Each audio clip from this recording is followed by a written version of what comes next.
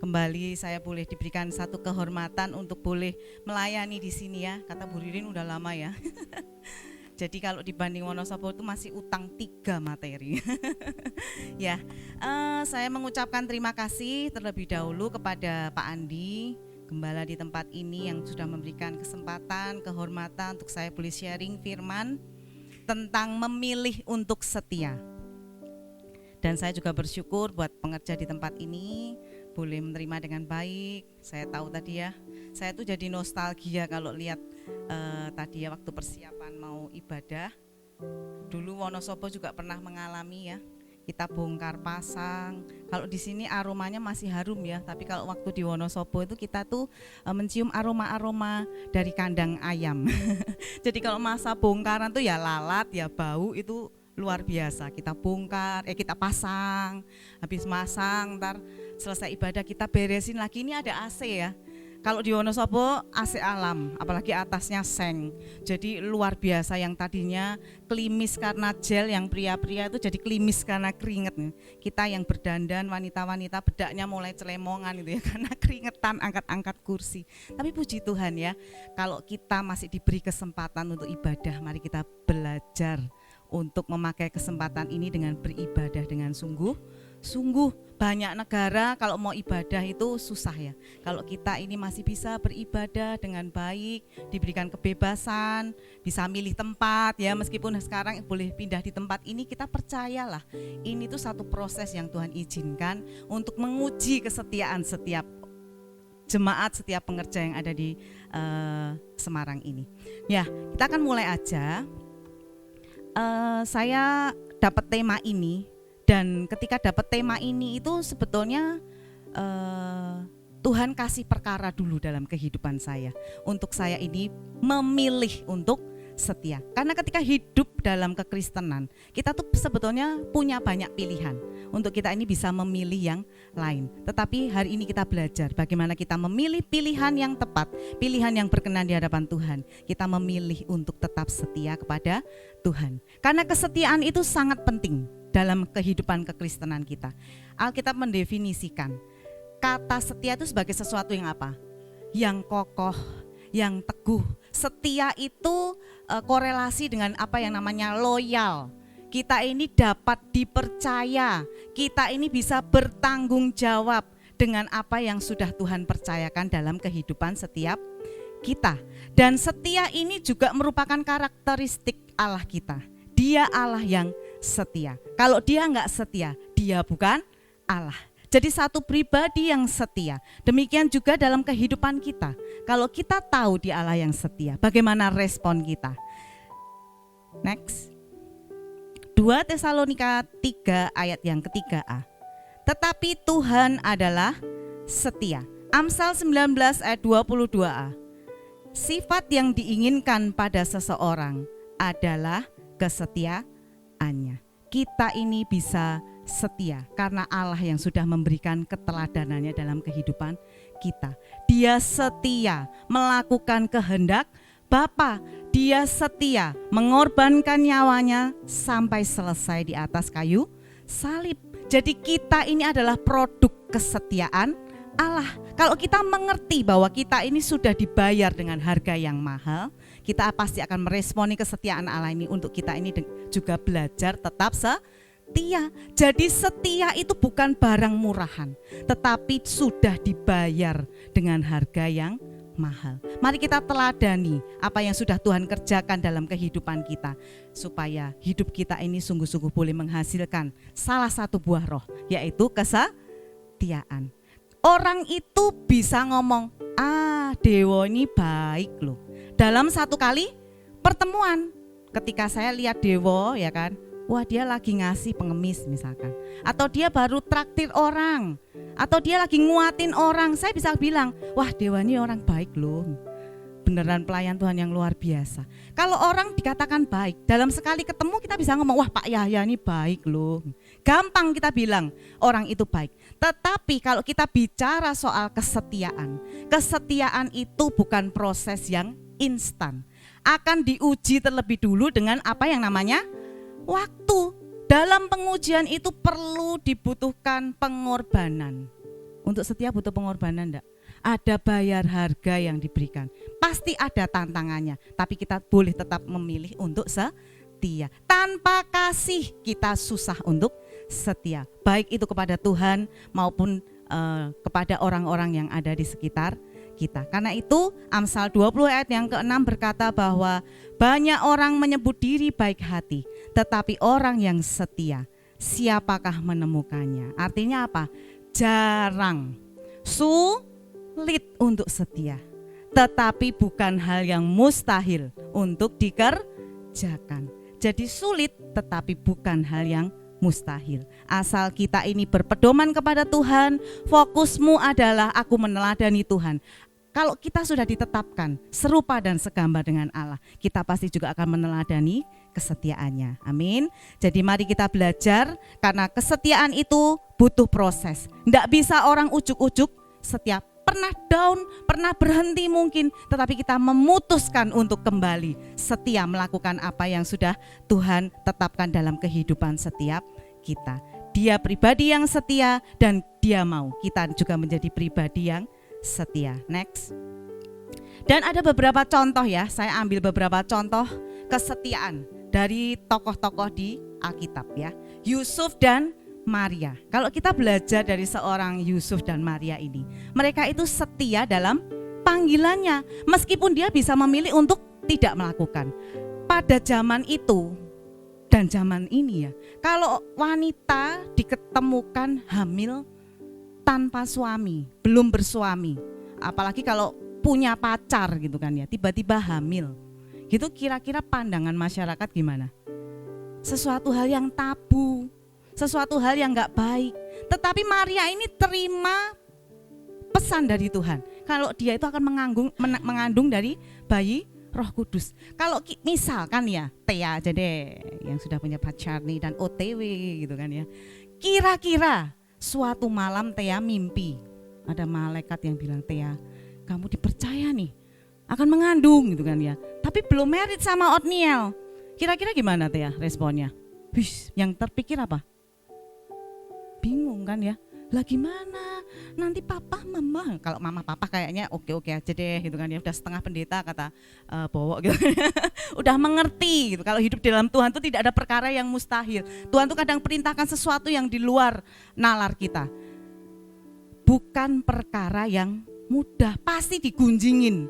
Kalau tiba-tiba Thea ngomong gitu, waduh ngeroh tuh pasti bisa diomongin orang. Demikian juga seorang Yusuf, belum ngapa-ngapain dituduh ngapa-ngapain. Kalau kita baca sekilas prosesnya kayaknya mudah, tapi kalau kita menempatkan diri di sana, kira-kira bisa gak kita setia, kita taat untuk mengikuti panggilan Tuhan. Jadi kita belajar ya, Maria dan Yusuf setia dalam panggilannya, dan kita melihat melalui kehidupan dua orang ini, seorang juru selamat dilahirkan. Amin. Kemudian apa lagi? Teladan kesetiaan seorang Paulus dan Timotius. Mereka ini setia dalam pelayanannya. Ketika Saulus berjumpa dengan Yesus, dia menjadi seorang Paulus. Hidupnya berubah 180 derajat. Dari yang tadinya nguber-nguber pengikut Yesus, jadi seorang pengikut, penginjil, rasul yang radikal melayani Tuhan. Dia punya seorang murid, mementori Timotius, dan Timotius ini setia mendampingi Paulus, meskipun ketika dia ikut Paulus dalam pelayanan, dia tahu, dia lihat banyak tantangan, banyak hambatan, dikejar-kejar, gantian dikejar-kejar ya, tadinya ngejar-ngejar, gantian dikejar. Kemudian juga waktu Paulus di penjara, dia dampingi. Jadi satu proses yang tidak mudah. Ketika kita berkata kita melayani Tuhan, pasti banyak tantangannya. Jadi kita mengerti bahwa dibutuhkan kesetiaan untuk kita ini bisa menyelesaikan apa yang menjadi bagian kita. Amin. Bahkan Timotius ini nanti dalam 2 Timotius 4 ayat 7 berkata bahwa apa? Aku sudah mengakhiri pertandingan yang baik. Bukan pertandingan yang dia ciptakan sendiri, karena kadang-kadang orang itu kan kalau ngeroh kan gini kan, ada masalah nih ya. Masalahnya karena dia yang gak baik. Dia menganggap, oh ini ujian dari Tuhan. Itu bukan pertandingan yang Tuhan tetapkan, tapi kita yang cari masalah, ikut pinjol, ikut judol gitu kan ya, berharap dapatkan untung. Itu bukan pertandingan yang benar, yang baik, tetapi pertandingan yang kita adakan sendiri. Kalau sudah seperti itu ntar nyalain Tuhan. Tetapi Paulus dan Timotius ini, dia itu sudah menyelesaikan pertandingan yang baik sampai garis akhir, dan dia didapati sudah memelihara imannya di dalam Tuhan. Kemudian contoh apa lagi? Teladan seorang Zakaria dan Elisabet. Kita pasti sudah baca juga ya, bagaimana dua orang ini adalah pelayan di rumah Tuhan. Mereka itu setia menanti janji Tuhan. Kadang-kadang kan kita sebagai seorang pelayan Tuhan pasti punya pergumulan, pasti punya satu kerinduan. Apalagi Zakaria dan Elisabet ini udah menjelang usia senja. Dia mau punya anak, tetapi ketika mereka itu menantikan janji Tuhan, seorang keturunan belum datang-datang.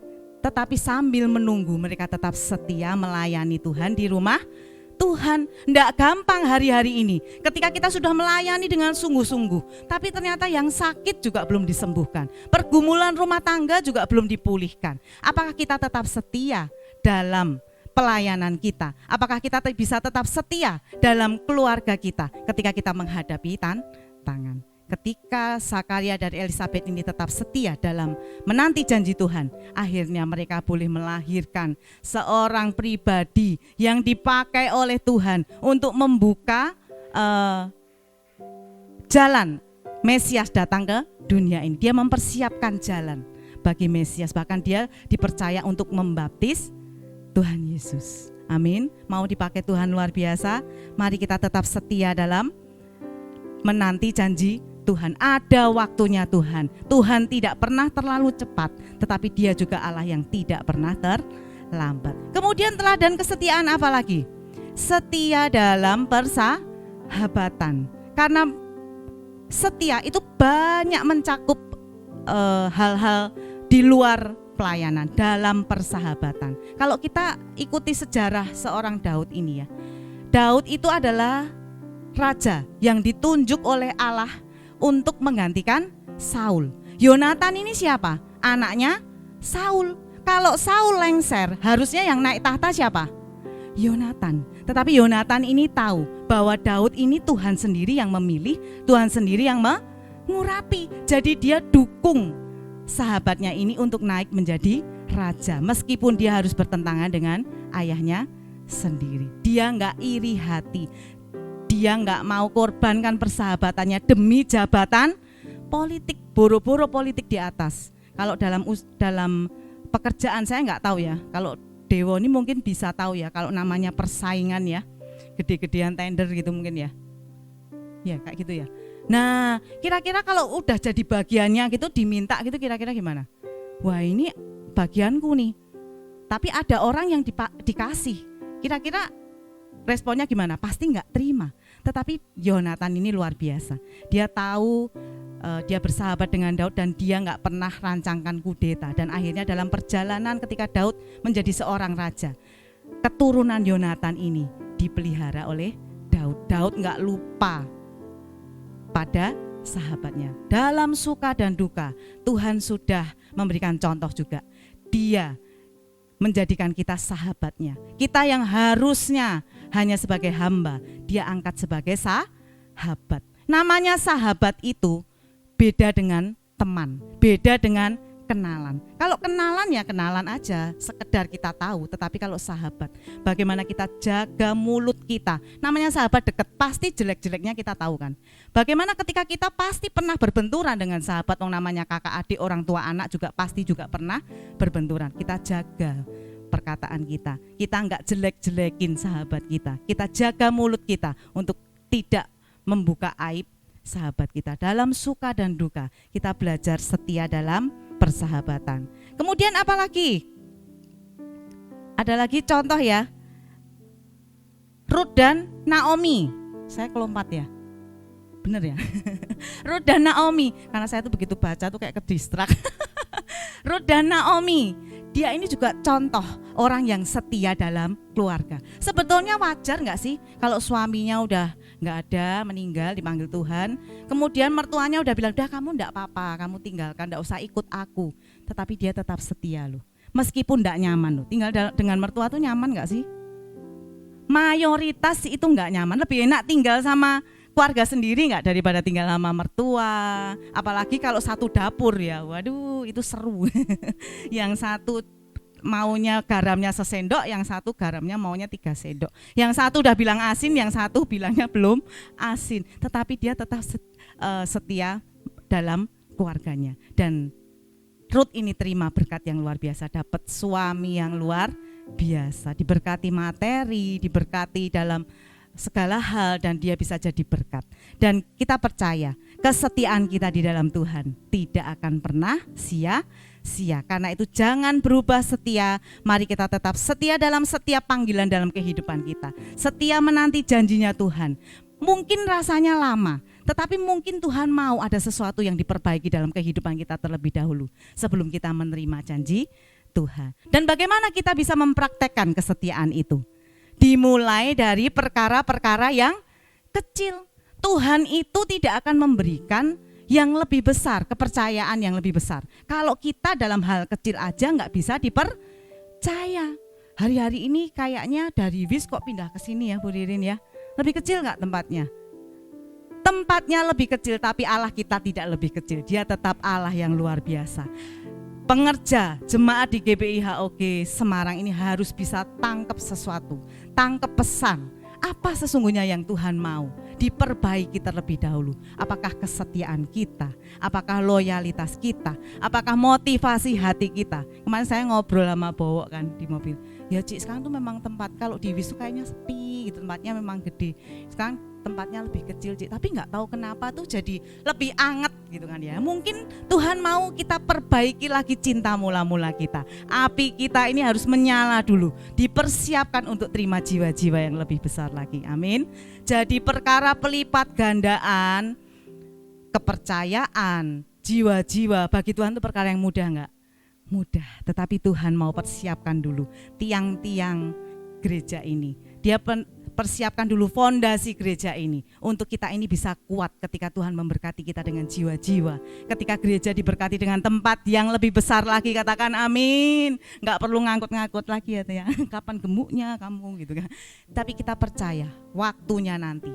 Kalau kita sudah sanggup terima berkat Tuhan, kita akan melihat apa yang luar biasa Tuhan sediakan bagi gereja di tempat ini. Amin. Kemudian apa lagi? Praktek kesetiaan dimulai dari perkara yang kecil. Kemudian apa lagi? Dasarnya harus kasih dan iman kita kepada Tuhan. Kita tidak akan bisa punya kasih kalau Tuhan gak kasih terlebih dulu dalam kehidupan setiap kita. Kita harus ngerti Tuhan mengasihi aku. Karena itu, karena kasihku kepada Tuhan, aku mau tetap setia dalam pengiringanku, dalam penantian janji Tuhan, dalam menghadapi tantangan. Aku bisa tetap kuat karena aku mengasihi Tuhan. Aku mau mentaati perintahnya. Disakiti, aku mau mengampuni, karena itu yang menyenangkan hati Tuhan. Kita bisa taat kepada Tuhan karena dasarnya adalah kita kasih.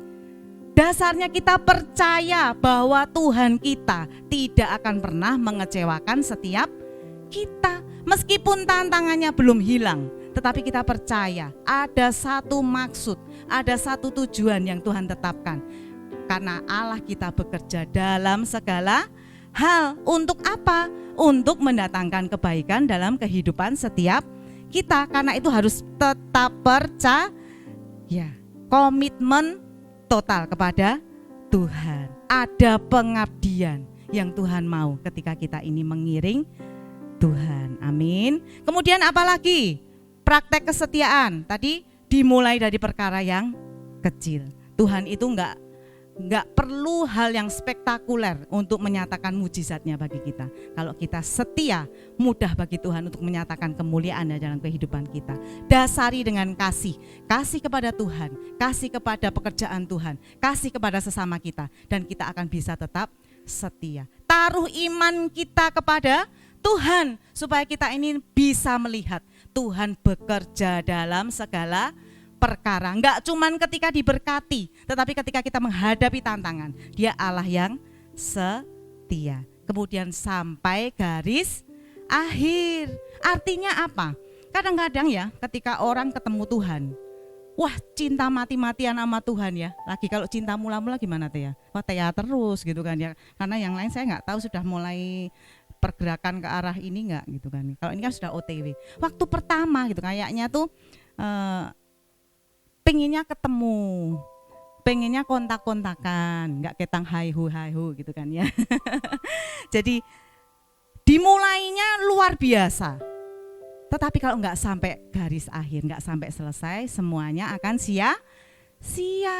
Karena yang Tuhan lihat tuh bukan awal yang spektakuler, tetapi ketika kita meresponi proses dengan cara yang benar, ketika kita menghadapi mungkin kita ngaku Tuhan aku capek, aku enggak kuat Tuhan, tetapi kita tetap memilih untuk tidak menyerah. Loh orang dalam Tuhan bisa jatuh enggak sih? Bisa. Tetapi ketika kita tetap memutuskan setia ikut Tuhan, kita pasti akan belajar untuk bangkit lagi. Karena orang benar mau jatuh 7 kali, dia akan tetap bangkit karena ada tangan Tuhan yang pegang setiap kita. Karena itu ayo tetap setia. Bukan awal yang menentukan, tetapi proses dan akhir perjalanan hidup kita lah yang akan menentukan apakah kita ini pribadi yang setia kepada Tuhan. Tanpa kesetiaan, pengiringan kita kepada Tuhan akan sia-sia. Yang terima mahkota itu orang yang sampai garis akhir atau yang baru mulai jalan? Pasti yang sampai garis akhir. Jadi mari kita tetap pertahankan iman kita, kesetiaan kita kepada Tuhan. Apa sih sebetulnya yang bikin kita ini enggak setia?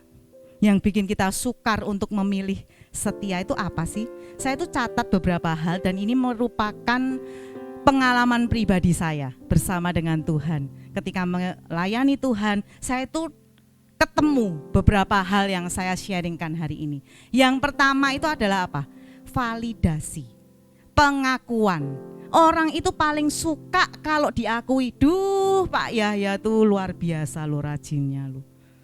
Yang lain datang Pak Yahya udah genjreng-genjreng di sini ya kan. Udah siapin. Tadi saya tuh nggak tingak-tinguk itu ya. Apa yang harus kulakukan gitu kan ya. Jangan-jangan saya bantuin malah jadi tambah lama karena salah pasang.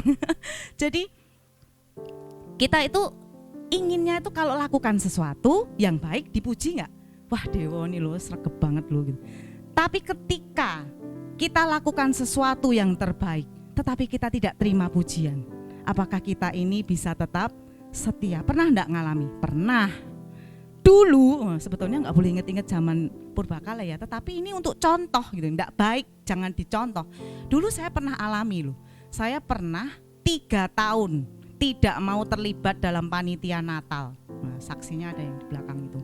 Kalau ditanya alasannya apa, saya pergi keluar kota. Ya memang pergi, nggak bohong saya. Tapi mengadakan pergi, sengaja pergi di Natal gitu. Karena saya nggak mau jadi panitia. Kenapa? Pasti ada sebabnya. Karena ada omongan dari pengerja. Itu kalau mereka itu katanya tuh kalau saya jadi pemimpin tuh menderita katanya. Maunya perfeksionis gitu, nggak mikirin orang lain. Dan itu sampai ke telinga saya itu juga heran gitu ya, kenapa selalu sampai. Kalau saya nggak tahu kan aman ya, tapi selalu sampai. Dan saya percaya itu memang cara Tuhan untuk didik saya.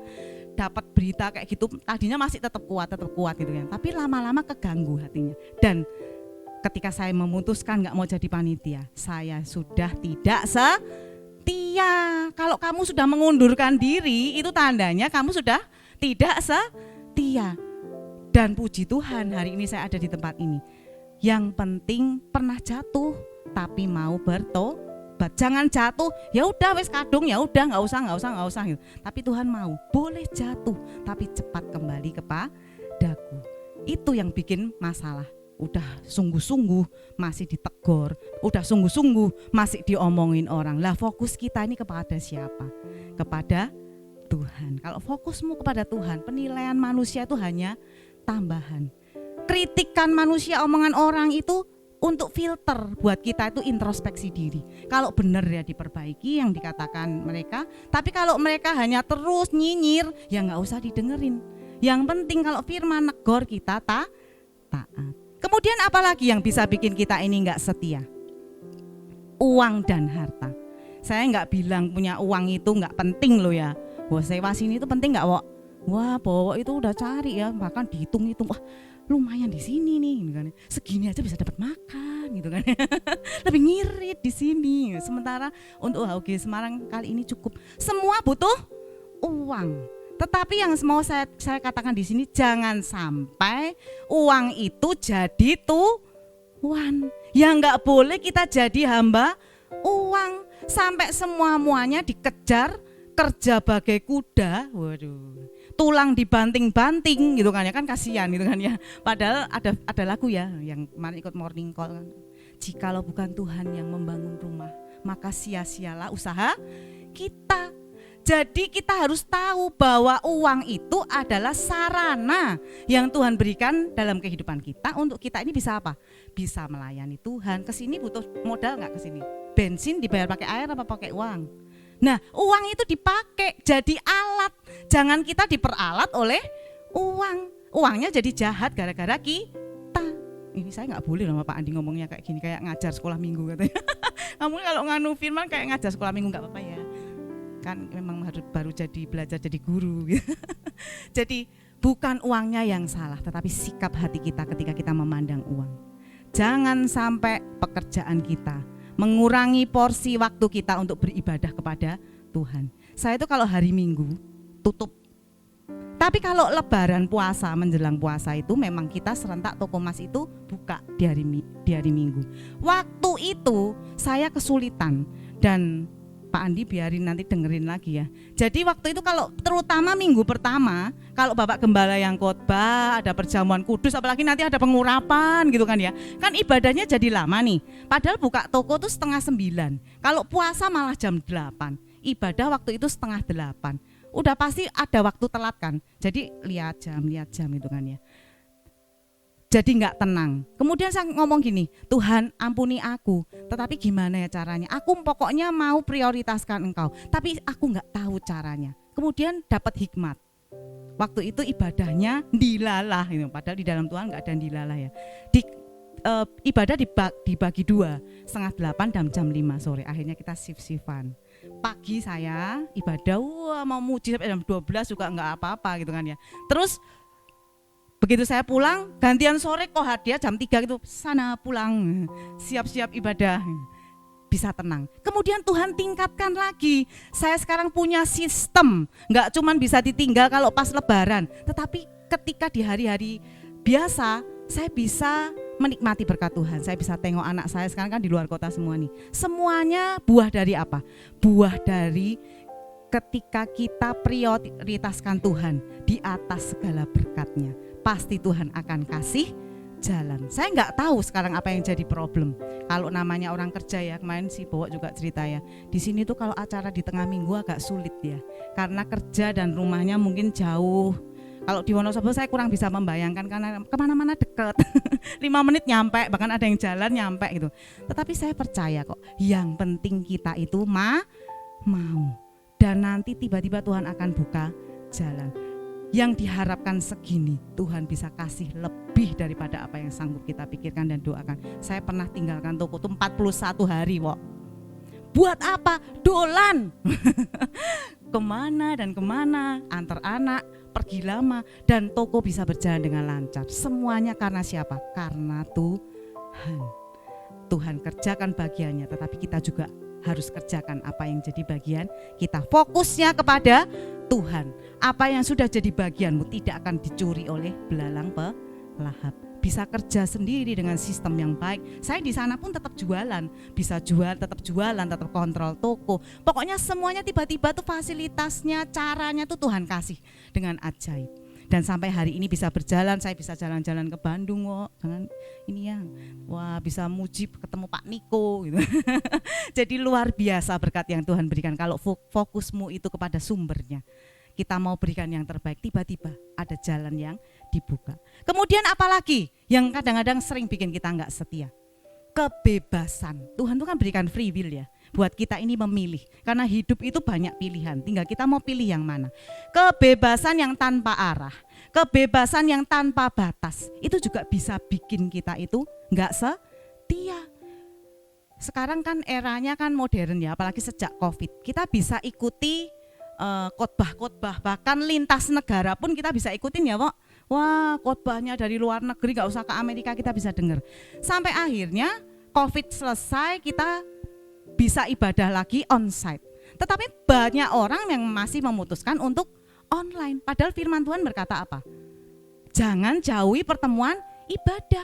Karena kehidupan kekristenan bukan cuma berbicara kita dengan Tuhan. Prakteknya kepada sesama. Kita harus ada dalam komunitas. Kalau kita ingat sejarah gereja mula-mula, mereka itu bertekun sehati bersama-sama, bukan sendirian. Kalau pas COVID memang keadaannya kita harus sembunyi dari mara bahaya kalau kita ini orang bijak.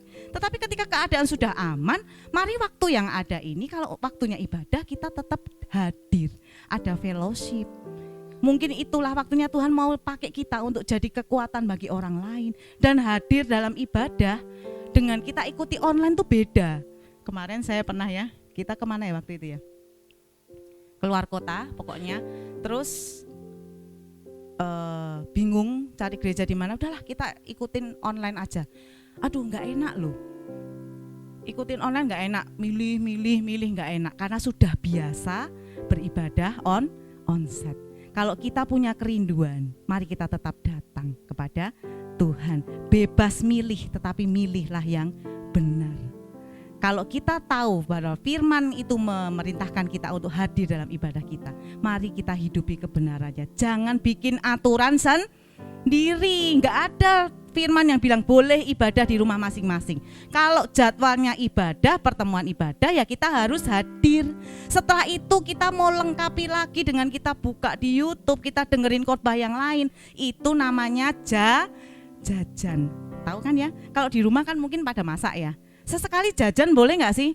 Boleh, tapi kita harus kembali ke rumah kita. Amin.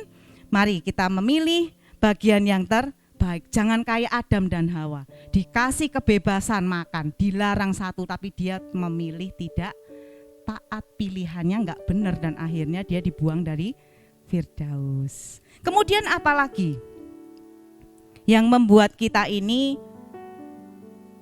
gagal setia? Ego. Ketika orang itu dilukai egonya, biasanya pamit. Dilukainya caranya gimana? Ketika gak kelihatan ditanyain, sekali dua kali, lama-lama jadi ganjel gak? Jadi ganjel. Telat, terlambat. Sebetulnya yang salah itu yang terlambat apa yang negor sih? Lo negor orang itu ndak enak loh. Saya itu kalau ada pegawai ya lakukan kesalahan, mau negor saya itu bukan tipikal bos yang sukanya gitu, enggak. Sebisa mungkin saya sudah tata, arahkan, bagian mereka ngikutin. Tapi kalau kadang ngeyel dan akhirnya berakibat fatal, saya itu orang yang males sebetulnya. Kalau sudah levelnya gemes dan marah, itu saya malah nggak bisa negor. Tetapi ketika negor, orang itu pasti nggak suka, ya kan? Yang bikin kita terluka kan ketika ditegur kan, padahal kesalahannya kita sendiri. Percayalah, pemimpin rohanimu itu juga nggak suka negor. Kalau kita ini orang-orang yang setia, ketika kita ini jadi pribadi-pribadi yang taat. Peringatan firman itu nggak akan jadi beban. Kalau kita mengerti bahwa firman diberikan jadi pedoman dalam kehidupan kita, itu sesungguhnya firman itu sedang melindungi kita dari jalan yang melenceng ke kanan dan ke kiri. Ada satu ilustrasi, tadi nggak sengaja saya waktu breakfast gitu kan ya, saya tuh keinget satu ilustrasi. Ada seorang pemuda naik mobil mewah, dia tuh jalan ke gunung gitu kan ya. Tiba-tiba ada truk lewat. Terus truknya ini sopirnya ini buka jendela terus neriakin sopir mobil mewah itu, sapi gitu, neriakin gitu. Wah, langsung pemuda ini tuh panas gitu loh. Loh, kok aku dikatain sapi sama sopir truk gitu kan. Wah, dia tuh ngomel, kamu yang sapi gitu kan ya. Terus baru jadi sopir truk aja udah ngatain orang gitu. Karena memang tanjakan itu kan memang kadang-kadang kan mepet, harus berhenti dulu kan. Dan ketika orang itu udah lewat sopirnya, terus mobil ini jalan. Ternyata di kejauhan sana itu ada rombongan sapi liar yang lagi lepas. Dan karena menghindari rombongan sapi itu, dia itu akhirnya jatuh ke lembah. Kadang-kadang kan kita itu kan susah ya bedainnya. Orang itu menegur, Jadi tadi waktu dikatain sapi itu sebetulnya apa sih? Peringatan, ada sapi gitu loh. Tapi kita tuh ngeyel, malah ngertinya tuh kita tuh ditegur tuh karena sakit hati kan. Sapi kok dikatain sapi? Firman, kamu orang bebal gitu kan ya. Bapak Gembala kita belum pernah ya bilang kayak gitu ya. Kalau bebal gitu kira-kira gimana? Wah, banyak yang balik badan kali ya. Kadang-kadang firman diberikan keras karena kita itu enggak taat. Jadi jangan kedepankan ego. Ketika dapat teguran firman, mari kita itu belajar introspeksi diri. Kenapa ya firman ini keras banget negor aku? Kok berulang-ulang ya? Mari kita introspeksi, jangan gampang marah. Kalau ego enggak ditundukkan, ujungnya akan menjadi sesuatu yang membahayakan kehidupan setiap kita. Karena firman Tuhan itu akan melindungi setiap kita dari tipu muslihat si jahat. Terus apalagi? Bosen. Nah, bertahun-tahun ya kan doa, udah 10 tahun ya HOG Semarang ya. Kok Tuhan tuh belum jawab ya? Nah, ini jadi evaluasi, apakah hatiku sudah mulai capek? Kalau kejebak dalam zona nyaman tuh juga bisa capek enggak? Terus doa enggak dijawab-jawab, sudah sungguh-sungguh, tapi waktu Tuhan itu kok belum nyampe, bisa bosen enggak? Orang nunggu tuh bisa bosen loh. Saya tuh paling bosen kalau ada di mana? Di pesawat. Enggak sejam, setengah jam bagi saya tuh kayak sebulan gitu loh di dalam pesawat. Nunggu tuh jenuh. Dan akhirnya akan berakhir apa? Capek. Banyak orang berhenti di tengah jalan karena dia itu merasa bosen. Kalau engkau bosen, Tuhan kan kasih contoh nih, ketika dia sudah lakukan bagiannya 6 hari, dia rest. Dan kita hati-hati dengan jebakan si jahat. Rest di dalam Tuhan itu bukan artinya kita pamit dulu, sebentar ya Bu Ririn, minggu depan saya tak leren dulu, enggak pelayanan. Bukan gitu. Rest di dalam Tuhan itu justru kayak Tuhan Yesus, dia naik ke tempat yang sunyi. Dia cari Tuhan, cari hadirat Tuhan. Jangan andelin kekuatan kita sendiri. Kita yakin kalau kita atasi sendiri kita bisa temukan jalan keluar. Kalau kita mau rest, mulai bosen nih, mulai jenuh nih, mulai capek sendiri, capek hati, kita cari hadirat Tuhan. Kita akan dipuaskan ketika kita mendekat kepada sumber air yang hidup. Amin. Terus apa lagi? Banyak ya Ci, iya banyak. Ekspektasi. Wah, harapannya kalau ikut Tuhan sungguh-sungguh itu diberkati. Tapi kok malah jadi tambah banyak perkara, kok malah jadi banyak tantangan. Enggak sesuai dengan firman. Katanya kalau aku setia Tuhan akan memberkati. Loh, ingat, firman Tuhan itu kompleks. Firman Tuhan itu kaya. Semua resep kehidupan ada di sana, coba dipelajari. Jadi murid enggak gampang. Seperti domba di tengah kawanan serigala. Harus pikul salib. Ditampar pipi kiri, berikan kanan, ya kan? Semuanya ada rambu-rambunya. Tuhan itu kasih tuntunan. Tinggal kita ikuti dengan cara yang sesuai firman Tuhan. Jangan pakai caranya kita sendiri, ya pasti nggak sampai kepada tujuan akhir. Jadi kita waspada ya, untuk kita ini bisa memilih Dia meskipun ada pilihan yang lain. Amin. Waspada dengan beberapa tanda itu saya alami. Karena apa? Karena fokusnya masih kepada kedagingan. Jangan beri kesempatan kepada daging untuk memenuhi keinginannya. Ayo terus tinggal dalam hadirat Tuhan supaya roh kita bisa tetap menyala-nyala. Kalau rohmu padam, kamu pasti enggak kuat. Karena apa yang kita andalkan? Kekuatan kita itu terbatas. Kita bisa bosen, bisa capek, ya kan? Kadang bundet dewek dengan masalah kehidupan, boro-boro mikirin pekerjaan Tuhan, mikirin urusannya sendiri aja nggak rampung-rampung. Tetapi kalau kita tahu kebenaran, kita hidupi kebenaran, kita melekat kepada sumber yang tepat, kita pasti akan tetap kuat. Kemudian, bagaimana kita ini bisa tetap memilih untuk setia? Mari kita penuhi pikiran kita dengan firman Tuhan. Filipi 4 ayat yang ke-8.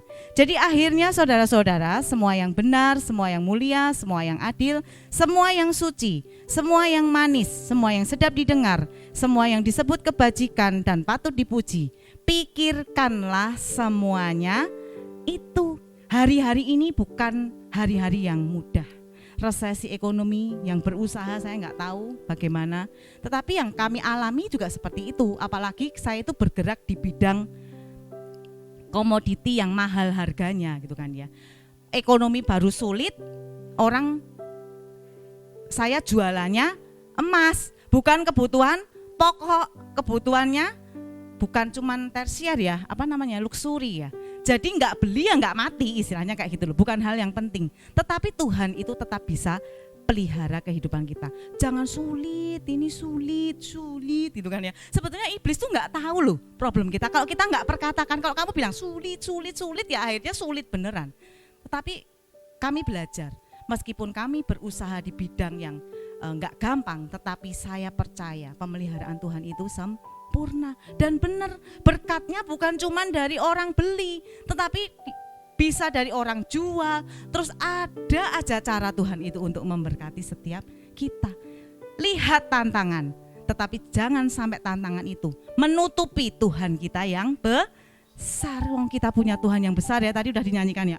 Aku punya Tuhan yang besar. Bener gak? Besar mana Tuhan kita sama masalah kita? Kalau kita lihat masalah kita, terus fokusnya ke masalah, Tuhannya jadi gak kelihatan.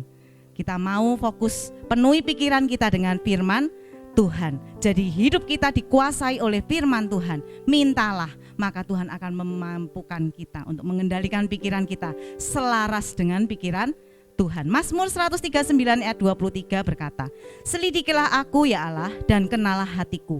Ujilah aku dan kenalah pikiranku. Terus minta Tuhan uji pikiran kita supaya kita itu kalau mulai melenceng, kita kembali selaras dengan pikiran Tuhan. Kita bisa memilih bagian yang terbaik. Kita bisa melakukan yang terbaik karena kita mengerti bahwa kita ini sudah dipilih oleh Tuhan untuk melayani Tuhan, untuk jadi terang, untuk jadi garam, untuk jadi saksi Tuhan. Justru ketika masa-masa yang tidak baik, Tuhan akan pakai kehidupanmu itu untuk jadi berkat. Makanya tahun 2025 ini janji Tuhan apa? Tahun penuaian.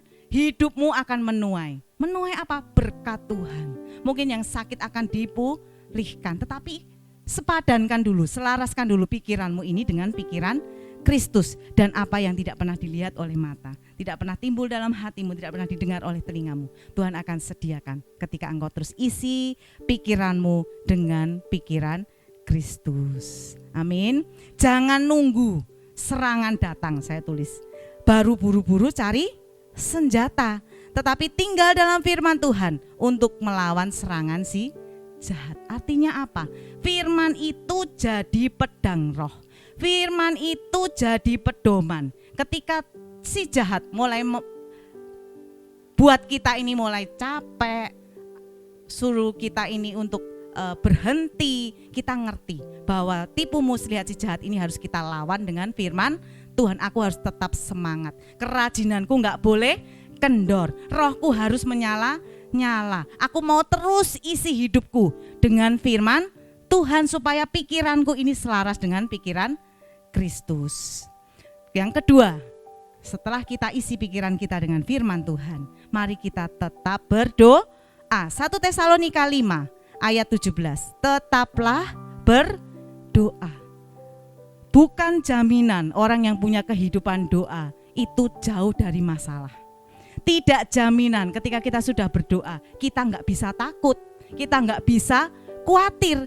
Tetapi doa itulah yang akan mengubah cara kita ini merespon setiap keadaan. Jadi doa tidak serta-merta mengubah keadaan kita. Mungkin yang sakit masih sakit, tetapi kita bisa meresponi itu dengan cara yang benar. Kita bisa tetap belajar bersyukur. Kita bisa tetap melihat kebaikan Tuhan dalam kehidupan setiap kita. Jadi mari kita tetap jaga kehidupan doa kita. Punya saat teduh, punya waktu-waktu khusus untuk kita ini bisa mengerti kehendak Bapa dalam kehidupan setiap kita. Jangan beri kesempatan iblis untuk bawa kita jauh dari Tuhan. Kemudian apalagi? Mari kita mengingat identitas kita di dalam Tuhan, 1 Petrus 2 ayat yang ke-9 berkata, tetapi kamulah bangsa yang terpilih, imamat yang rajani, bangsa yang kudus, umat kepunyaan Allah sendiri, supaya kamu memberitakan perbuatan-perbuatan yang besar dari Dia, yang telah memanggil kamu keluar dari kegelapan kepada terangnya yang ajaib. Saudara ini berharga di mata Tuhan. Amin. Darah yang mahal itu sudah curahkan cuman untuk saudara dan saya. Kalau kita sadar kita ini sudah dibayar lunas, hidupku adalah milik Tuhan, kita akan semakin mudah ketika Tuhan butuh kita, ketika Tuhan panggil kita, ketika Tuhan butuh kita untuk pekerjaannya, kita akan semakin mudah untuk dipakai oleh Tuhan. Tidak banyak alasan. Punya talenta dipakai untuk memuliakan nama Tuhan. Loh, memangnya talenta bisa dipakai untuk mendukakan Tuhan? Bisa. Dulu saya tuh beberapa waktu kemarin juga saya lihat lagi ya. Ada satu orang connect dengan saya, orang percaya juga. Dia tuh upload lagu-lagu. Lagunya bagus-bagus loh. Nadanya bagus, gak biasa-biasa gitu loh. Tapi ketika saya dengarkan itu saya tuh sedih. Karena lagunya itu bukan lagu yang memuliakan nama Tuhan, tetapi mengkritik. Mengkritik apa? Mengkritik persepuluhan, mengkritik gereja. Ngeritiknya gimana? Kayak lo gerejane wah-wahan, padahal banyak janda-janda miskin. Lagunya bagus-bagus loh, beneran bagus-bagus. Saya tuh sedih, kenapa keahlian, talenta yang luar biasa yang Tuhan berikan itu kok nggak dipakai untuk memuliakan nama Tuhan. Loh, orang percaya kok mengkritik firman. Loh, sekarang persepuluhan itu tuh ada di firman enggak sih? Ada loh. Kamu tuh sedang bukan mengkritik, sebetulnya tujuannya memang bukan mengkritik Tuhan, mengkritik hamba-hamba Tuhan yang sampaikan firman tentang persepuluhan. Tetapi sadar enggak sih hamba Tuhan itu hanya melakukan kehendak Tuhan. Jangan cari gereja yang cuman sukanya nyenengin telinga jemaat. Oh, gerejaku mah enak, nggak ada tuh suruh bayar persepuluhan. Nggak pernah kita itu diuber-uber suruh bayar persepuluhan. Nggak ada juga gereja yang nguber-nguber orang bayar persepuluhan. Kalau kita memberi mengembalikan karena terpaksa juga semuanya akan sia-sia. Tuhan kasih free will kok. Firman sudah diberikan, tinggal kita mau merespon dengan cara yang benar atau enggak.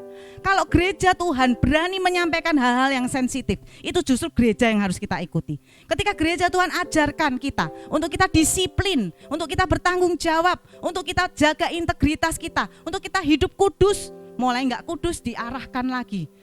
Loh, itu gereja yang sehat. Kalau gereja cuma nepuk-nepuk jemaatnya, nggak pernah negor kalau salah, justru itu tanda tanya, sedang melakukan firman atau menyenangkan hati jemaatnya, gitu loh. Jadi kita belajar ya untuk peka ya. Tidak ada gereja yang tidak baik kok sebetulnya, asal pedomannya adalah firman Tuhan. Beberapa waktu yang lalu saya juga ditelepon sama seseorang. Saya itu kan, kita kan banyaknya kan upload itu ya, story ya. Kalau ada kegiatan gereja kita kan upload kan. Nah, kemarin waktu PO-an saya sempat ngobrol dengan seseorang bukan dari Wonosobo.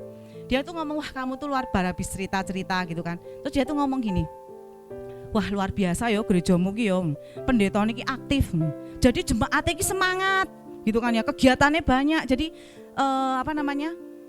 jemaatnya itu jadi bergerak semua, ada ketok loh, nyoto gitu loh. Gerejanya ini menghasilkan sesuatu gitu kan. Terus oh iya puji Tuhan, memang pendeta saya itu memang rajin, bahkan kadang morning call yang sudah ada jadwalnya udah bertahun-tahun aja diingetin gitu kan ya. Terus dia tuh ngomong gini sama saya, lah yo seandainya pendetaku kaya ngono ya, kan kita jadi semangat. Saya langsung ngadeg gitu. Wah, ini kita harus peka ya. Ketika dia mulai ngomong, nek pendetaku tuh ya mulai gini gitu kan. Terus saya tuh langsung ngomong gini loh. Setiap gereja itu pasti pas dengan kebutuhan jemaatnya. Tuhan itu kalau kerja enggak seragam, caranya masing-masing. Ketika ditempatkan seorang gembala yang lemah lembut, wah ada tuh gembala yang di Solo tuh ya, kalau marah tuh ya, saya ini marah loh ya, karena pengerjanya tuh nggak pernah datang Pondok Daud. Terus gimana mau melayani kalau nggak datang Pondok Daud? Gitu marahnya. Saya tuh waktu di sana ngeliat tuh, marah gitu. Tipikalnya tuh yang kayak gitu, marah nih. Saya terpaksa harus marah gitu kan ya. Terus yang di Wonosobo itu gitu kan ya. Tolong jangan bilang-bilang Pak Andi ya. Terus mau gimana ini? Yang tidur mulai bangun gitu kan ya. Mau bagaimana? Saya harus ingetin terus. Didisiplin nggak bisa. Pasti sesuai dengan kebutuhan. Ya memang kadang-kadang kalau butuh keras ya harus dikasih pemimpin yang keras. Tuhan itu cara kerjanya itu beda-beda. Yang penting dasar firman gereja itu didasari oleh firman Tuhan. Nggak boleh melenceng. Kalau firman dikembang-kembangkan, saya nggak nuntut kok bersepuluhan, wah itu tanda tanya justru. Oh saya nggak nuntut kok orang harus begini begitu. Yang penting ibadah, yang penting damai, aman, sejahtera seperti air yang mengalir di pegunungan gitu. Jadi bukan gereja yang menyenangkan telinga jemaat, tetapi gereja yang menyenangkan hati Tuhan. Gimana cara nyenanginya? Ya lakukan firman, taat, setia, mengampuni, menabur di masa kekeringan. Semuanya ada di firman enggak? Ada dan harus disampaikan. Jangan takut mau dicap seperti apapun. Kalau kita lakukan kehendak Tuhan, Tuhan yang akan bela. Lu bagi Tuhan untuk menghilangkan hamba-hamba Tuhan yang enggak benar tuh gampang enggak sih? Gampang dan sudah ada contohnya. Jangan ngurusi hal yang bukan urusan kita. Kita enggak lebih pintar dari Tuhan kita. Bagian kita adalah kita taat, kita menghormati firman, kita menghormati pemimpin kita. Bagian kita adalah itu. Selebihnya apa yang tidak bisa kita kendalikan, kita kembalikan kepada Tuhan. Amin saudara. Mau ingat identitas kita? Kita ini orang-orang pilihan. Mari kita berlaku seperti orang-orang yang dipilih Tuhan, orang-orang kudus yang karakternya selaras dengan kebenaran firman Tuhan. Kemudian apalagi untuk kita tetap setia? Mari kita pilih pergaulan dengan bijak. 1 Korintus 15 ayat 33. Janganlah kamu sesat. Pergaulan yang buruk merusakkan kebiasaan yang baik. Ini sudah pasti dan nyata. Jadi firman itu benar-benar luar biasa. Itu nyata dengan apa yang kita hadapi ya. Orang itu gampang kok, lebih gampang ketularan hal yang negatif dibanding hal-hal yang rohani. Gaul sama orang yang tukang nyinyir, lama-lama bisa jadi nyinyir nggak? Bisa jadi nyinyir. Kemarin kita ngobrol ya. Saya kan punya adik satu yang mungkin pernah ketemu adik saya. Wah, adik saya itu kan yang paling kecil tapi dia yang terbesar gitu. Dan bawa tuh ngomong lidah itu aktif ya. Tapi ternyata nggak ada apa-apanya sama adik. Oh iya, karena dia gaulnya sama orang Cina. Orang Cina itu kalau ngomong itu kayak orang padu. Wah cincong cincong cincong cincong gitu kan ya. Jadi dia itu kalau telepon itu kayak orang padu. Kamu tuh padu atau gimana? Ya memang gini Cik. Lah gimana kamu nek iya ya digiles sama orang sana gitu kan ya. Oh gitu. Jadi akhirnya stylenya tadinya enggak kayak gitu Cik. Ya enggak lah gitu. Sejak dia kerja sama orang Cina dan udah 10 tahun lebih ya. Lebih ya kok. Lebih. Jadi terpola kalau ngomong tuh kayak orang padu gitu. Makanya bahwa waktu ketemu kan dia mengangakan mulutnya gitu melihat adik saya yang begitu luar biasa gitu kan ya. Ya karena terbiasa. Karena itu biasakan bergaul dengan orang-orang yang membawa kita semakin dekat kepada Tuhan. Kalau kamu gaul, loh kok enggak ibadah? Iya ada kumpulan RT. Oh nanti lagi, loh kok enggak ibadah? Oh iya nih aku jadwal PKK. Lama-lama kita jadi bisa permisif enggak? Lihat orang gampang, oh ternyata nggak gampang, ntar bisa diatur lah. Kan sekarang banyak online lah, lama-lama bisa kebawa nggak? Bisa terbawa. Terus kebalikannya kalau lihat orang, loh bukannya kita diundang nih sama Pak Bupati ya? Loh kok nggak datang? Lah pas ibadah, loh nggak datang? Enggak, aku ibadah dulu aja. Kalau kita lihat orang-orang yang seperti itu, kita bisa termotivasi nggak untuk lebih baik lagi? Bisa. Lebih baik kita pilih bergaul dengan orang yang membawa kita dekat kepada Tuhan. Jangan takut dianggap aneh. Jangan takut dianggap gak biasa. Karena firman Tuhan dalam Roma 12 ayat 2 berkata apa? Janganlah kamu menjadi serupa dengan dunia ini, tetapi berubahlah oleh pembaharuan budimu, sehingga kamu dapat membedakan mana kehendak Allah, apa yang baik, yang berkenan kepada Allah, dan yang sempurna. Saudara mau ketika nanti kita datang, Tuhan bilang, inilah hambaku yang setia, aku berkenan kepadanya. Apa kita mau? Aku nggak kenal kamu kok. Walaupun kamu setiap hari gotong-gotong kursi di sini, aku nggak kenal. Karena kita nggak lakukan kehendak Bapa, kita sedang melakukan kehendak kita sendiri. Kita ngatur pakai caranya kita sendiri. Kalau tadi dikatakan kita ingat identitas kita itu anak Allah, ahli waris. Mari kita berlaku sebagai anak-anaknya Tuhan Yesus. Kita lakukan apa yang Tuhan lakukan. Kita teladani apa yang Dia kerjakan. Jadi pilih pergaulan dengan bijak. Waspada. Jangan sampai iman kita ini jadi goyah karena gara-gara kita ini duduk di antara orang-orang yang malas beribadah, yang suka mencemooh, yang hobinya gosipin hamba-hamba Tuhan. Saya itu kan suka buka-buka situs rohani kan. Ternyata tuh yang masuk nggak cuman yang benar, tetapi yang nggak benar juga masuk. Tadinya saya sempat baca itu, ada satu di IG itu ada satu. Saya sempat ikutin follow gitu kan. Lama-lama kok saya tuh nggak damai sejahtera gitu. Dan salah satu tanda Tuhan ingetin tuh ya ketika kamu mulai nggak damai, hatimu mulai nggak sukacita. Saya baca kok sih dikomentari tuh rego sabuk gitu kan ya. Yang dikomentarin tuh mobile ya kan, merite, ya biarin toh. Hamba Tuhannya diberkatin bisa ngadain pesta pernikahan mewah, ya berarti kan jemaatnya lebih diberkati Mbok An. Dari mana sih? Loh, saudara mau nggak sih hamba Tuhan yang memimpin kita itu makin luar biasa? Wah, makin mentereng. Loh, melalui siapa sih? Bilang pakai aku Tuhan untuk jadi berkat buat gerejaku, buat jadi berkat buat gembalaku. Loh, kok gembalanya keren, Mbok An seneng? Loh, orang kalau hatinya baik tuh lihat hamba Tuhannya diberkati tuh seneng gak sih?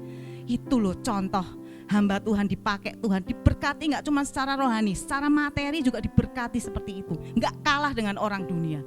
Ya kan, lihat hamba Tuhannya diberkati ngomongnya, wah nggak inget ada jemaat susah. Nanti kalau nggak diberkati, ngapain nih kok Tuhan wong hamba nih kayak gitu hamba Tuhannya. Mendingan aku jadi pengusaha aja, aku mentereng. Jadi yang benar itu yang mana gitu kan ya.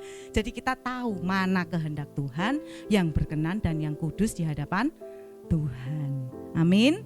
Mau pilih pergaulan yang baik, yang menguatkan iman kita, jangan tinggalkan pertemuan ibadah kita. Dan ada upah yang kekal bagi mereka yang setia mengikut Tuhan. Mahkota kebenaran. 2 Timotius 4 ayat 7 sampai ayat yang ke-8. Aku telah mengakhiri pertandingan yang baik. Aku telah mencapai garis akhir. Aku telah memelihara iman. Sekarang telah tersedia bagiku mahkota kebenaran yang akan dikaruniakan kepadaku oleh Tuhan, Hakim yang adil pada harinya, tetapi bukan hanya kepadaku, melainkan juga kepada semua orang yang merindukan kedatangannya.